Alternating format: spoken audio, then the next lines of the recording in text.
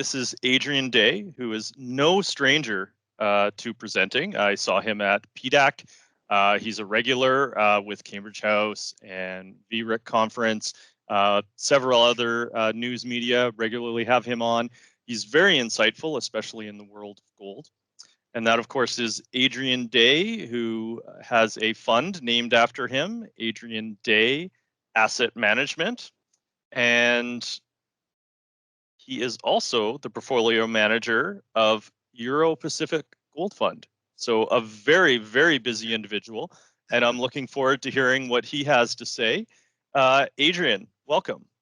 Well, thank you very much, Derek. Thank you for having me. And thank you, ladies and gentlemen. So I'm going to be giving a fairly high level, if you like, overview of one of the biggest issues confronting the mining space today, and that is the need for resources and how junior companies can benefit. Now, you've all seen graphs that talk about the lack of discoveries in recent years and the increase in production. And I'm going to do the same thing. I'm going to show you some of that. What I want to do in this talk, however, is put some of this into context and really suggest to you that this is a very, very dramatic situation, an unsustainable situation that we face today, and give you some of the conclusions as to what it means for investors. So this first graph shows you the increase in production. We had a decline in 2019. It was a little bit unusual, frankly. And then, of course, last year, there'd be a decline because of the COVID-related shutdowns. Without those shutdowns, production would have gone up again. This is a long-term trend.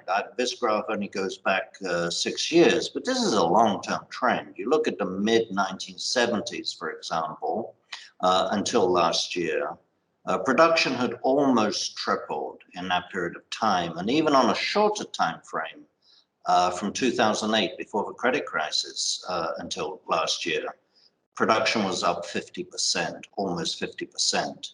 So production has been growing fairly steadily and fairly significantly, both over the short term and over the longer term. That's about to change, as many of you know. It's about to change because of the lack of discoveries that we have had over the last 5, 10, and 15 years. Because, of course, as we all know, when you make a discovery of gold in year 1, it doesn't immediately start producing in year 1 or 2. It takes a gap. So we can see from the discoveries that we had in prior periods, we can make estimates of how much gold is going to be produced in the period ahead. And as you can see on this graph, the estimates are that after a couple of years, from 2023, 2024, production will start to decline fairly significantly. Now, I said that's because of the lack of discoveries. Again, you've all seen graphs like this, so I won't belabor it. There's a lot we could say about this. There's things that we need to caveats that we need to be aware of. You know, if a discovery was made in 2019, for example, we're going to add ounces to that in the coming years. Nonetheless, I think it's very, very clear from this graph that the number of discoveries and the ounces in those discoveries has been going down unevenly, but has been going down over the last 20 years and more. The trend is very, very clear. And that is despite spending significant amounts of money looking for gold. The yellow line here shows you the amount of money that's spent looking for gold on a worldwide basis. And 2011, 12, 13 were the anomalies. If you look at where we are last year, it's pretty much, other than those 3 anomalous years, it's pretty much the highest that's ever been spent looking for gold. So the amount of money spent looking for gold is not the issue. We're simply finding less of it. Now, again, as I mentioned, you've all seen these graphs before. We're all aware of this, but let me just put this really into context so that you can see just how dramatic the situation is. This little graphic shows you the amount of gold produced and the amount of gold discovered on an annual basis. And I have been very conservative in these numbers that I'm putting here. The amount of gold discovered is the highest number in the last 5 years. The amount of gold produced is the lowest number in the last 5 years. So I'm not trying to distort the picture, but you can see that we are discovering less than half, and significantly less than half, of the amount of gold that is being produced. Clearly, that is unsustainable. And we'll come to that in a second. I think the other part of this, of course, is reserves. Along with fewer ounces being discovered each year, the number of reserves, the amount of reserves is falling. We don't have all of the companies reporting their reserves yet for 2020, but it looks like there'll be a decline of about 8% in 2020 over 2019. That's a significant decline in reserves globally over the last 5-6 years. I think it perhaps hits home more if you look at it on the basis of individual companies. And this graph here only shows some of the companies, but you can see that pretty much all of them, Agnico is actually the exception, but pretty much all of them have seen significant declines in their own resources or reserves over the last several years. Now, I'm not going to pick on any particular company, but let's just look at, say, Newmont, which is, the #1 gold producer in the world, so it's fair to look at them. Their reserves have dropped from 2012, when they had 166 million ounces of reserves, and that's pro forma with Goldcorp, which they acquired a couple of years ago. Last year, they've already reported their reserves. Last year, they were less than 95 million ounces. That is a significant decline over that period of time. Now, there's a lot of, there's a lot of caveats we can put into this. There's a lot of things that went on. Newmont did take some of the reserves that Goldcorp was reporting. They took them out. They're reporting their reserves at $1,200 an ounce, very conservative. They're not the only one to do that, of course. Barrick is also at $1,200. So there's different things we can say about it, but the decline over 10 years, not just for Newmont, but for pretty much all of the major companies, as I say, other than Agnico, is pretty clear and pretty astonishing. Now, this is, as I say, non-sustainable. You just can't go on producing more than you're discovering year in and year out and taking those ounces out of reserves forever. I don't want to give the wrong impression, however. There's that saying about what's inevitable isn't necessarily imminent.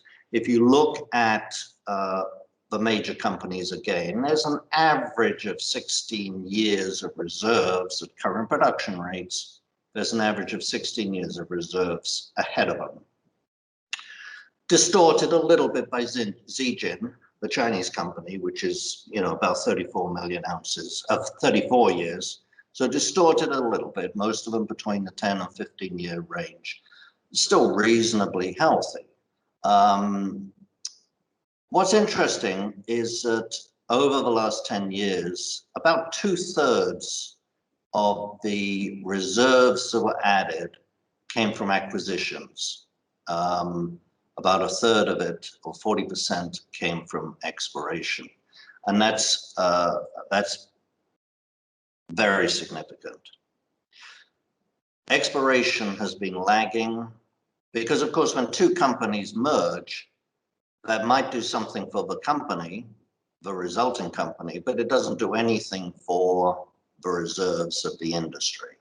The only way reserves of the industry and therefore reserves of all companies can grow is from discovery, from exploration. And as I said, the amount of money being spent on exploration is continuing to go up. It's last quarter of last year, was an 8-year high for money spent on exploration, and that's notwithstanding COVID. So again, I want to emphasize the problem, the reason we're not making discoveries has nothing to do with not spending the money.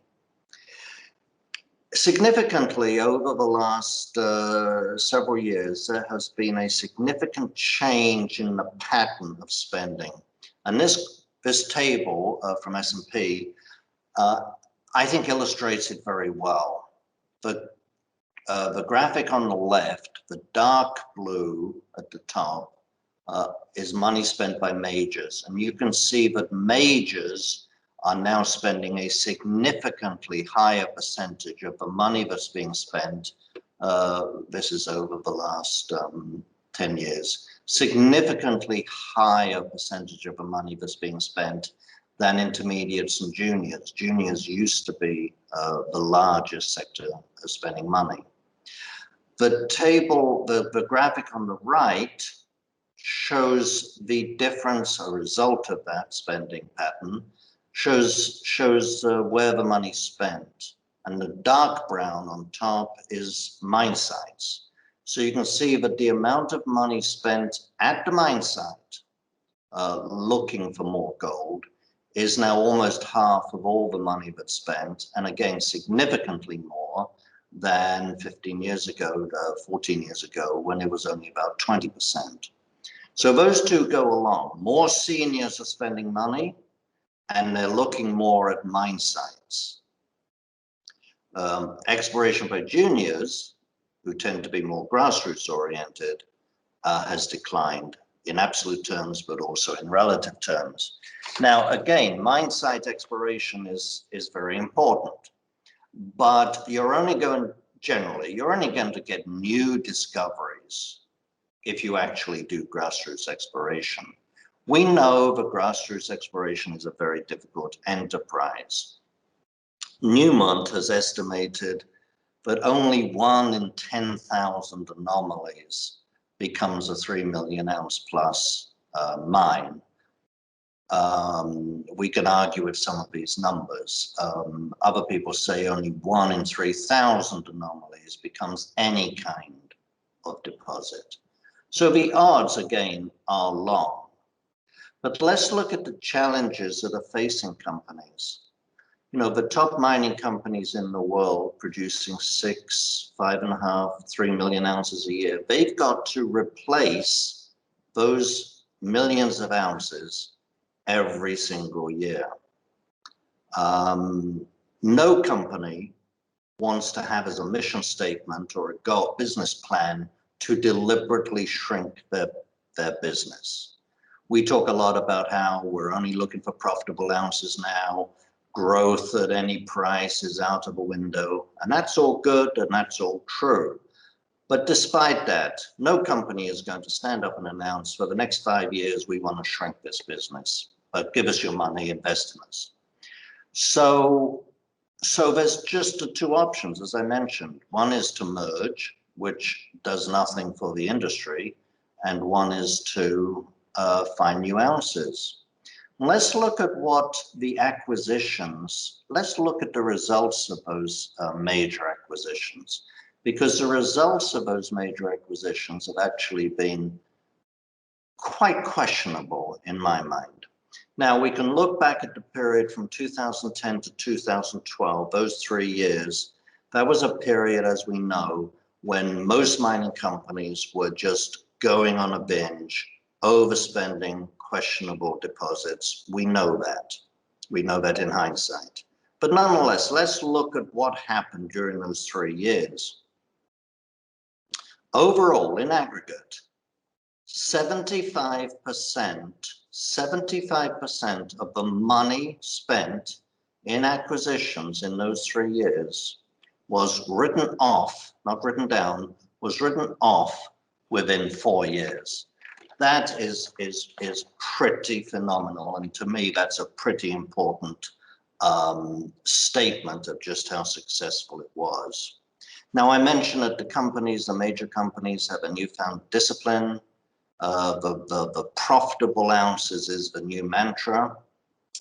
And yet they must buy deposits, or they must invest in exploration by juniors in order to sustain the business, in order to just remain where they are. And so as we look ahead, it strikes me, more and more discoveries are going to come from juniors, and the senior companies, especially given the history of major acquisitions, and especially as we go forward with fewer and fewer major acquisitions being available, as these large companies merge or get acquired, there's obviously fewer large companies left for future acquisitions. Then discoveries are going to be made from juniors, and as this process continues, seniors are going to be prepared and will have to pay higher and higher premiums in order just to ensure the ongoing supply of their resource. So I think the outlook over the next 3, 4, 5 years for juniors is very, very positive. Thank you. Thank you for noting that. So a couple of things come to mind for me. So I'm a big fan of the monthly reports from S&P Market Intelligence.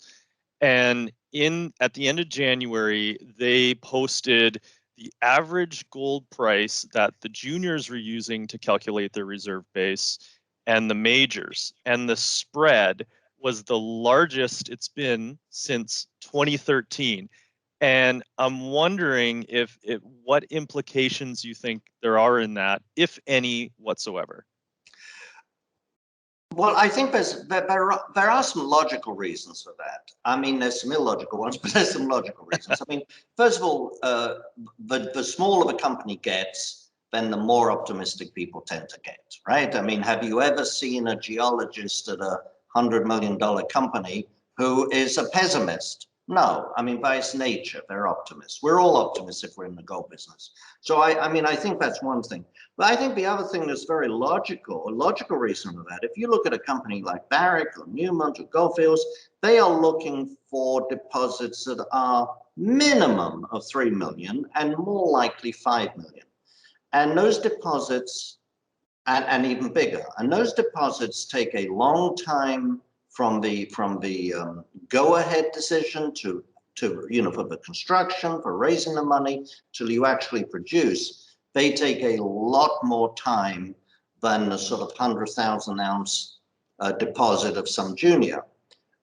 Now, so it's a lot of time. Now, we all know it's a very cyclical business.